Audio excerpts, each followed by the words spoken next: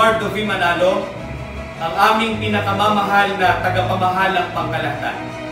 Kami pong mga may tungkulin ay masayang bumabati sa pagsapit ng inyong kaarawan.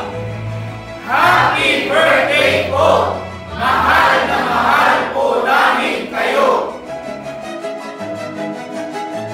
Sa amin pong pinakamamahal na tagapamahalang pangkalahatan, kami po ay nagpupuri at nagpapasalamat sa Panginoon Diyos sa pagsapit po ng inyong kaarawan.